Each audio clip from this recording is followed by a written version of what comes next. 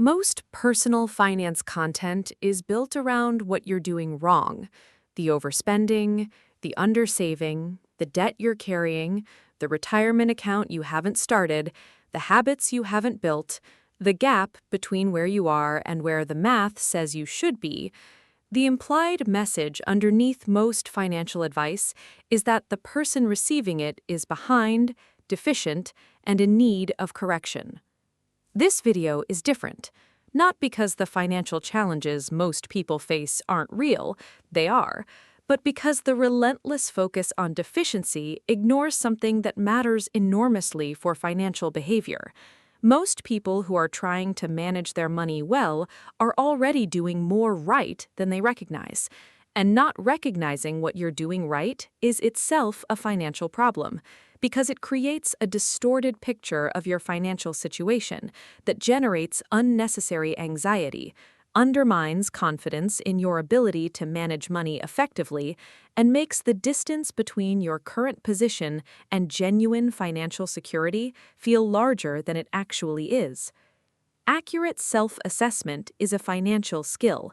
Knowing what's working, specifically, concretely, with evidence, allows you to build on it. Knowing what isn't working allows you to address it. What doesn't help is a vague sense that everything is wrong and the problem is too large and too complex to make meaningful progress on. This video identifies 11 specific signs that someone is genuinely better with money than they think.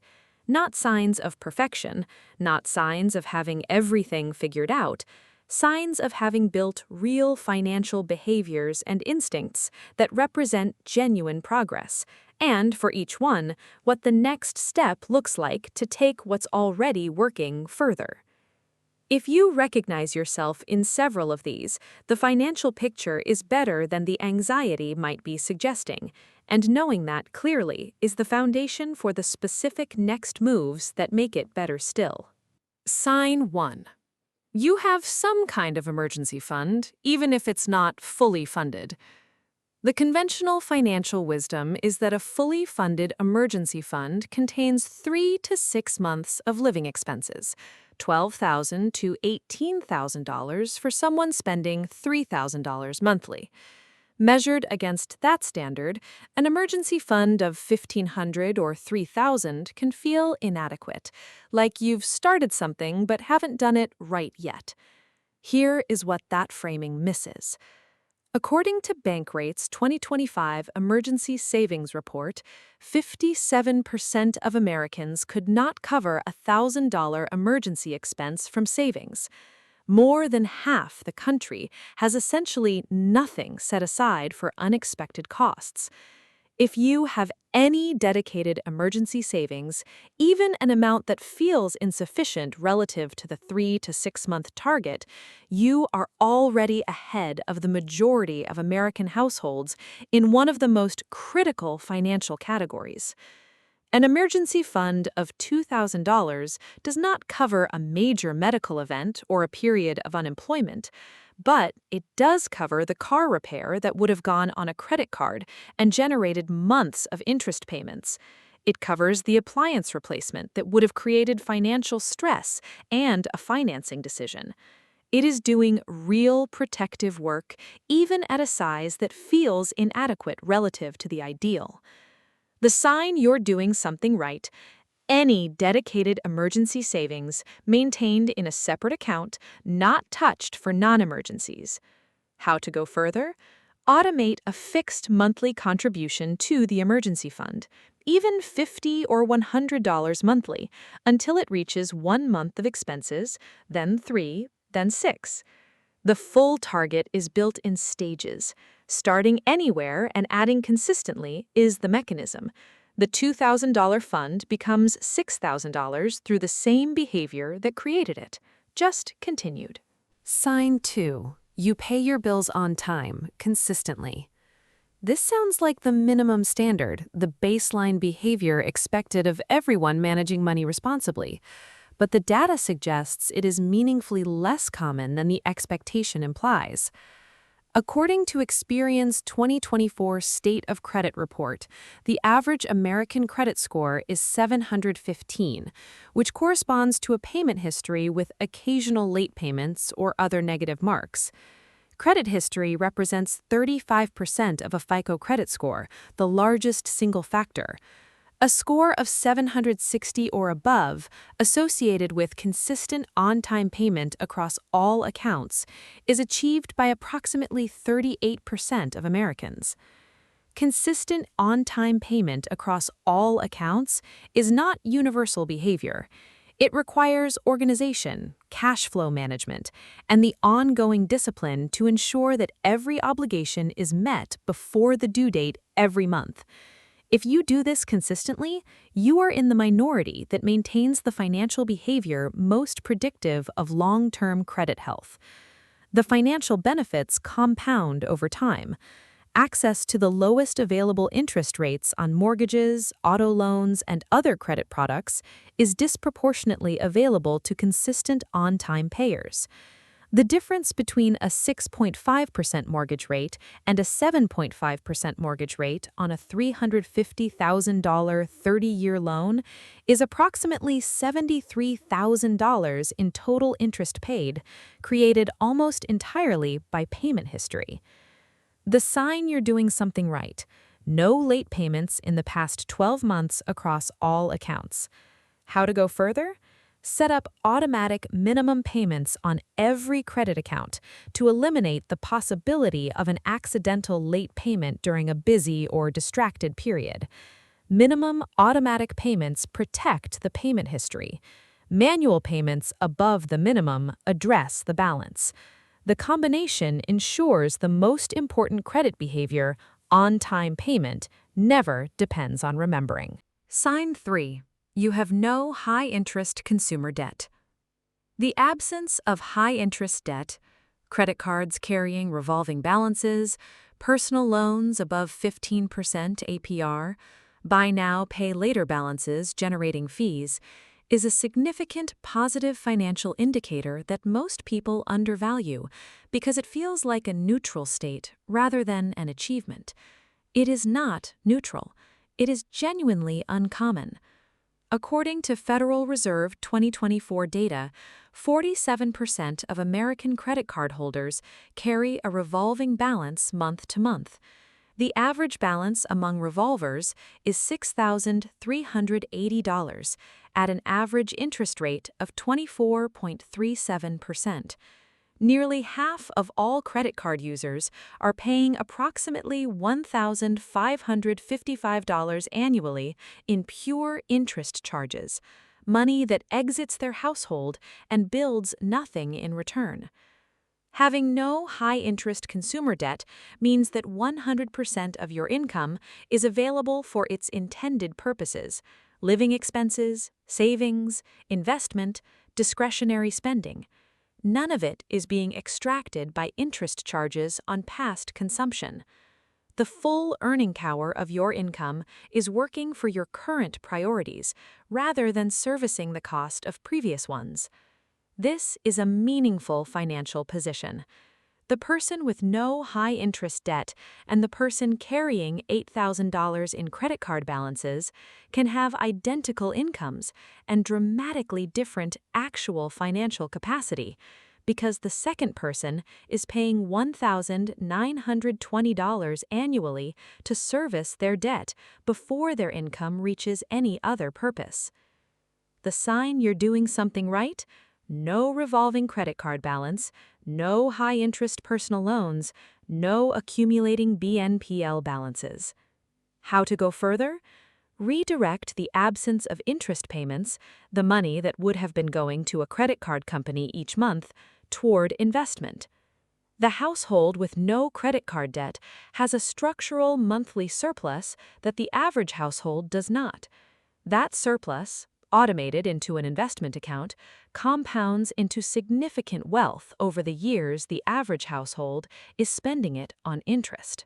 Sign 4. You contribute something to retirement, even if it's not the maximum. The maximum annual contribution to a 401k is $23,000 in 2025, The maximum IRA contribution is $7,000. Most people who know these limits and aren't contributing the maximum feel like they're falling short of what they should be doing. The relevant comparison is not the maximum contribution limit. It is the median American retirement savings balance, which, according to Vanguard's 2024 How America Saves report, is approximately $35,286 across all age groups, meaning half of Americans have less than $35,286 in retirement savings at any age. For Americans between 45 and 54, the median balance is $115,000, roughly 2 to 3 years of average spending for people 10 to 20 years from a traditional retirement age. If you're contributing anything to a retirement account, even $100 monthly, even below the employer match threshold, even in a Roth IRA you opened and fund inconsistently, you are ahead of a substantial portion of the population in the category most predictive of retirement security. The compounding math makes even modest, consistent contributions significant over time. $200 monthly invested at 8% annual returns from age 30 accumulates approximately $702,000 by age 65. Not a maximum contribution, not a dramatic savings rate. A consistent $200 monthly for 35 years. The sign you're doing something right is any consistent retirement contribution, regardless of amount, in a tax-advantaged account. How to go further? Increase the contribution by 1% of income annually at each raise or at the start of each year until reaching the employer match threshold at minimum and the 15% of income target at the goal. The 1% annual increase is small enough to be absorbed without lifestyle disruption and compounds into a significantly higher contribution rate over 5 to 10 years. Sign 5. You think before you make large purchases. Not every purchase. That level of deliberation would be paralyzing and counterproductive. But the instinct to pause, research, compare, and evaluate before committing to a significant expenditure is a financial behavior that separates people who accumulate wealth from people who wonder where their income went. The average American makes approximately $314 in impulse purchases monthly, according to Slick Deal's research. $3,768 annually on items not researched, not compared, and frequently not fully wanted after the transaction was complete.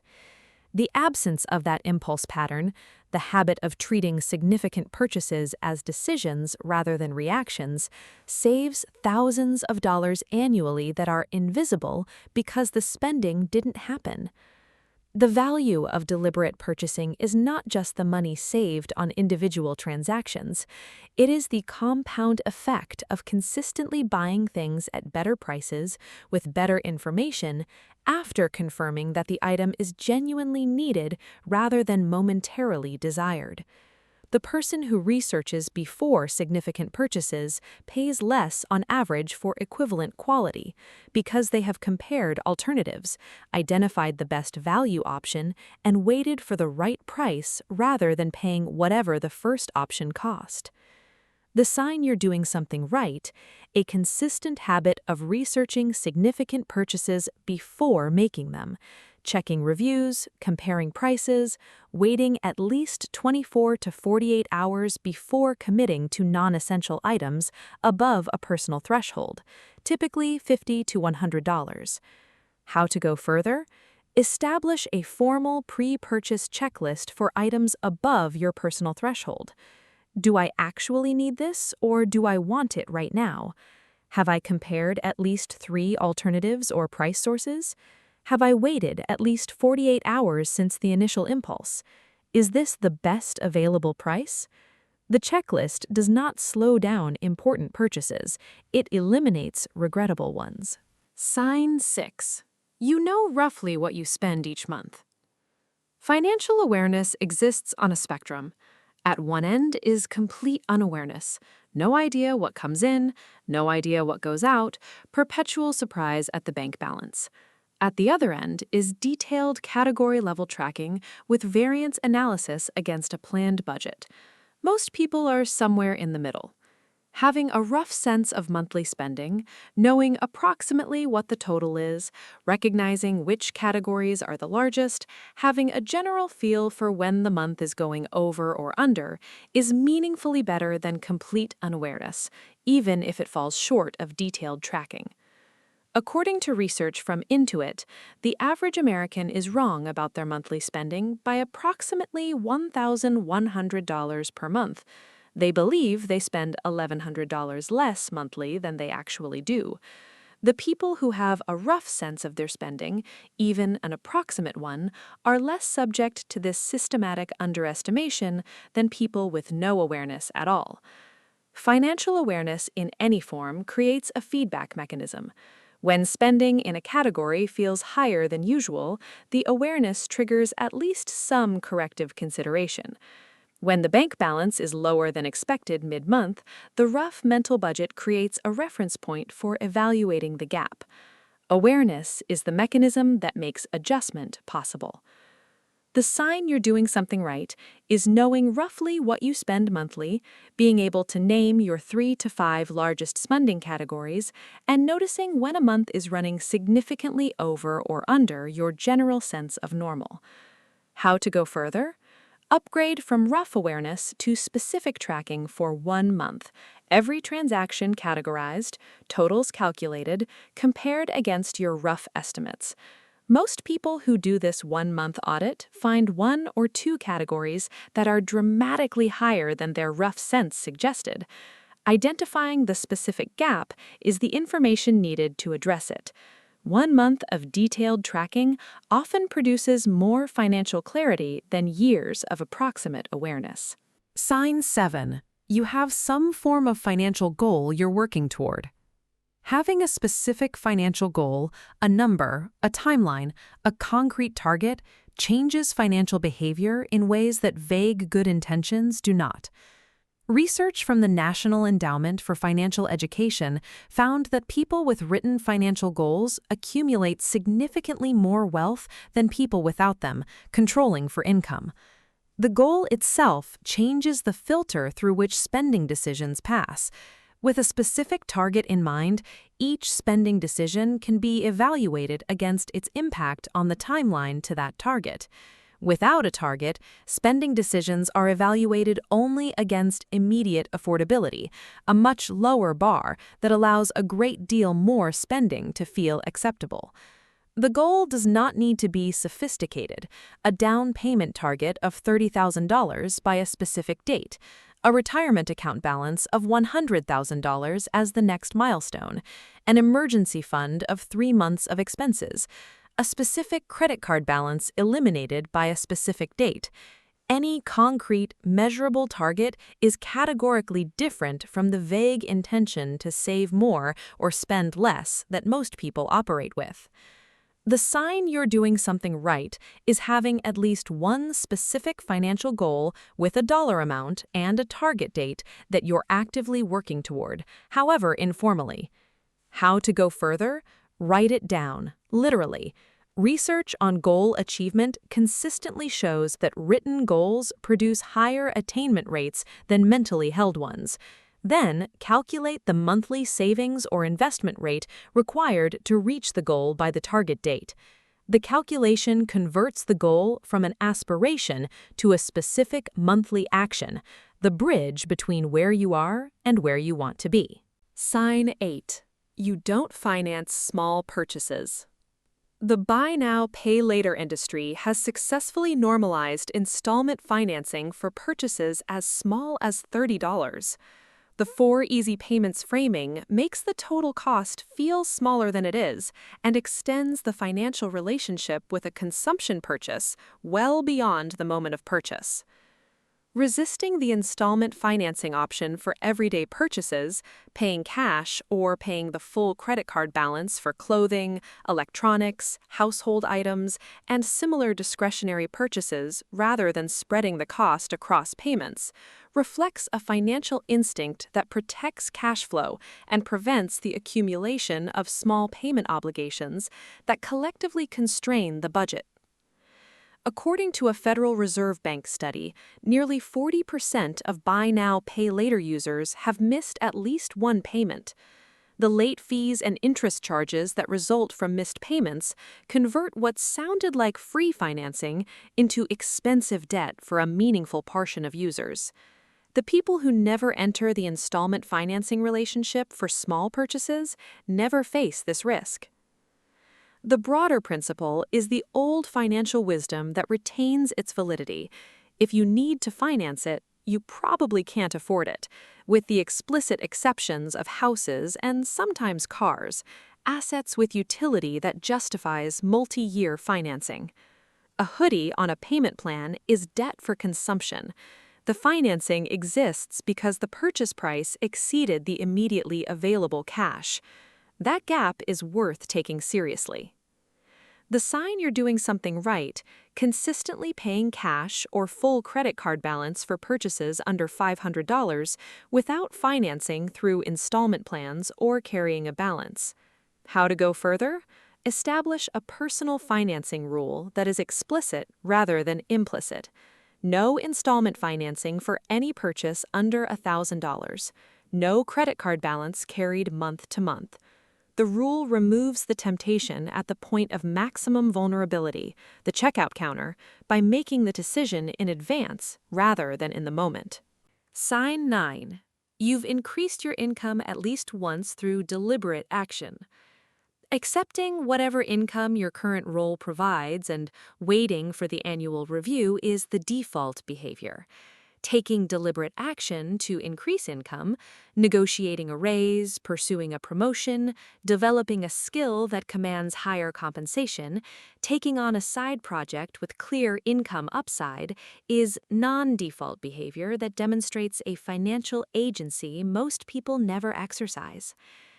Research from Pew Research Center found that the average salary increase from a job change is 10 to 20%, compared to the 3 to 4% average raise for employees who stay at the same company.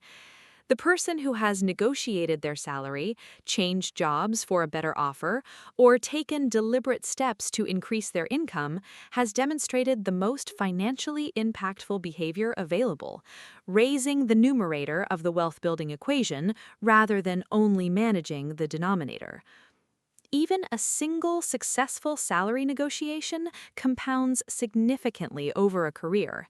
A $5,000 raise at age 32 that is reflected in every subsequent salary negotiation, every future employer's starting offer, and every raise percentage calculated on the higher base becomes $50,000 to $150,000 in additional cumulative lifetime earnings. The negotiation that happened once continues paying for decades.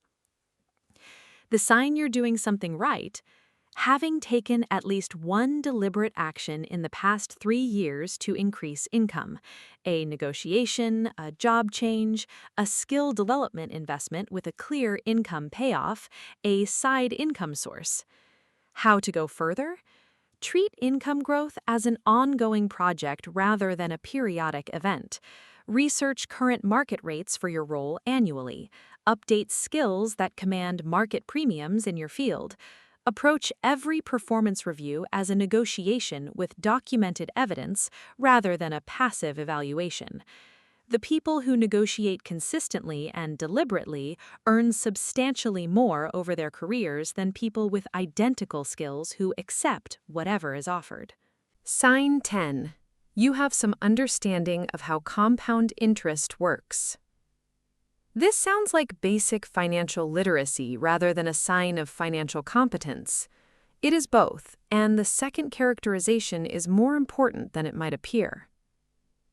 According to a 2023 TIAA Institute survey on financial literacy, Only 52% of Americans can correctly answer basic questions about how compound interest functions.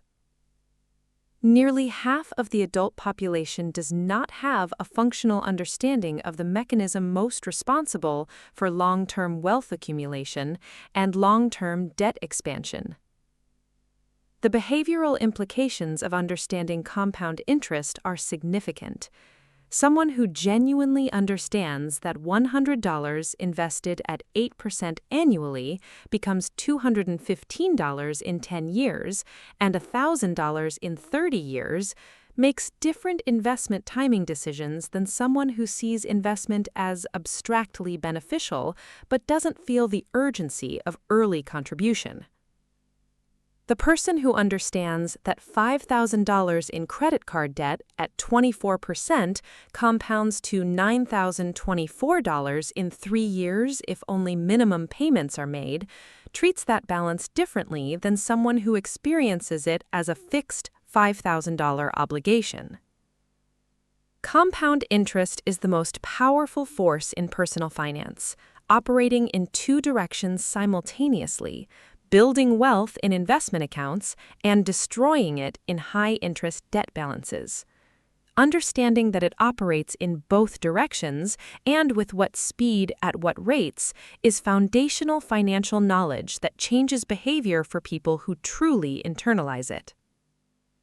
The sign you're doing something right is a genuine, functional understanding of compound interest, the ability to roughly calculate what an investment becomes over time and what a debt costs over time based on interest rate and period.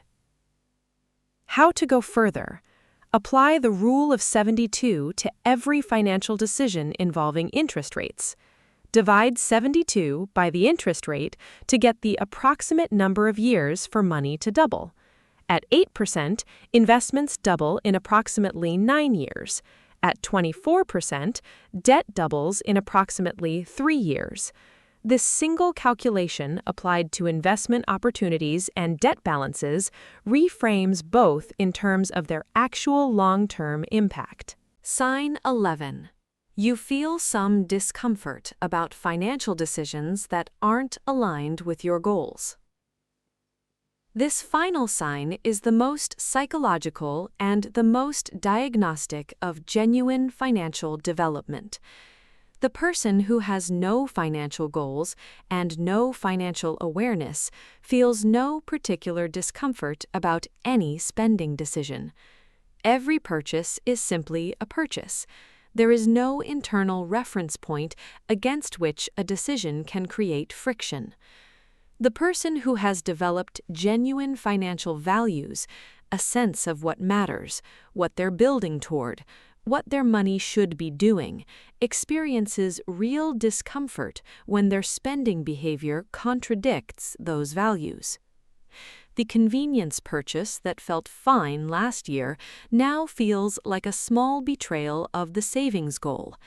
The subscription renewal that used to pass unnoticed now prompts a use it or cancel evaluation.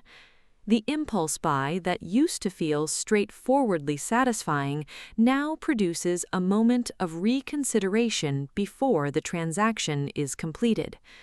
This discomfort is not anxiety or deprivation. It is the feedback signal of financial values that have become integrated into decision-making. It is the internal mechanism that makes financial behavior self-correcting without requiring external intervention or relentless willpower. The discomfort is doing the monitoring work automatically. Research on financial behavior change consistently shows that values-based financial decisions, ones connected to a clear sense of what the money is for and what it's building, are more durable than rule-based ones. Rules can be rationalized away. Genuinely held values produce the discomfort that makes rationalization feel uncomfortable rather than satisfying. The sign you're doing something right is noticing when spending decisions don't feel right, when a purchase produces something other than straightforward satisfaction, when a financial choice creates a small but persistent sense of friction with something you care about. How to go further? When the discomfort appears, name it. What specific financial value is this decision conflicting with? What would the aligned decision look like? The discomfort is information. Naming it converts it from vague unease into specific financial guidance. The person who can name the conflict, I wanted to add $200 to my emergency fund this month, and this purchase would prevent that, is already operating with a level of financial clarity that most people never develop. 11 signs. Not signs of perfection, not signs of having built the ideal financial life, signs of genuine financial behavior and instincts that are already working, already doing real things for your financial position, and already demonstrating that you have more of the foundation than the anxiety suggests. The gap between recognizing yourself in several of these signs and achieving genuine financial security is not primarily a knowledge gap or a discipline gap. It is a next step gap. You already have the emergency fund instinct. The next step is automating the monthly contribution. You already pay on time. The next step is capturing every employer match dollar. You already think before large purchases. The next step is formalizing the pre-purchase checklist. You already have a goal. The next step is calculating the monthly contribution required to reach it on schedule. Every sign you recognized is the foundation for a specific, concrete next step that takes what's already working further. Not a complete financial overhaul, not a dramatic lifestyle change. One next step built on the existing foundation. The financial picture is better than it feels. The distance to genuine security is shorter than it looks. The foundation is already there. Build on it. If you watched all the way through, just know I really appreciate you being here. Do me a quick favor and hit subscribe, and if this video helped in any way, show it some love with a like. See you next time. Love you.